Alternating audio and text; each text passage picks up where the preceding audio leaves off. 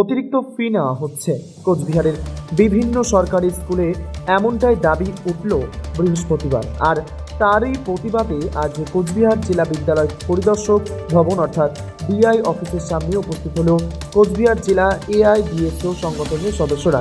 বৃহস্পতিবার দুপুর 3:45 নাগাদ সংগঠনের সদস্যরা হাজির হয় ডিআই অফিসে। সেখানে তারা তাদের স্মারকলিপি প্রদান করে তাদের দাবি বিভিন্ন সময় দেখা যায় সরকারি স্কুলগুলোতে ছাত্রছাত্রীদের থেকে অতিরিক্ত ফি নেওয়া হচ্ছে, আর তার প্রতিবাদে তারা ডিআই অফিসে ডেপুটেশন প্রদান করলো। কি জানাচ্ছেন এই বিষয়ে এআইডিএসওর কোচবিহার জেলা সম্পাদক আসিফ আলম, শুনে নেওয়া যাক।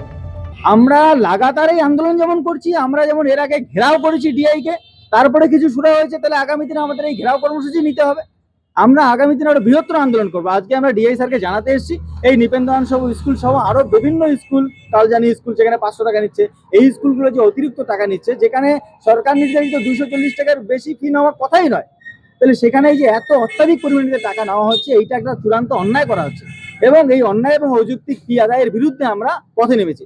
আমাদের সুনির্দিষ্ট দাবি, সরকার নির্ধারিত ফিতে ভর্তি নিতে হবে, ভর্তি ফি দিতে অপারগ ছাত্রছাত্রীদের বিনামূল্যে ভর্তির ব্যবস্থা করতে হবে, আর যাদের কাছ থেকে ফি আদায় করেছে অলরেডি সেই অতিরিক্ত ফি ফেরত দিতে হবে।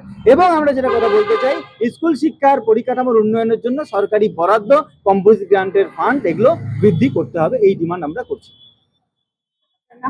আমার নাম আসিফ আলম, এআইডিএসও কোচবিহার জেলা সম্পাদক। কোচবিহার থেকে প্রিয়া সাহা রিপোর্ট, টাইমস 14 বাংলা। মুখের উজ্জ্বলতা হারিয়ে গেছে, স্পট পড়ে গেছে, ব্রণ ভর্তি, তাই আর দেরি না করে আজই আসুন রায়গঞ্জের চণ্ডীতলায় হেলথ প্লাস মাল্টি স্পেশালিটি ক্লিনিকে এবং এখানে পান অভিজ্ঞ ডাক্তার দ্বারা ফ্রি স্কিন টেস্ট। আরো বিস্তারিত জানতে যোগাযোগ করুন 9674895169 এই নম্বরে।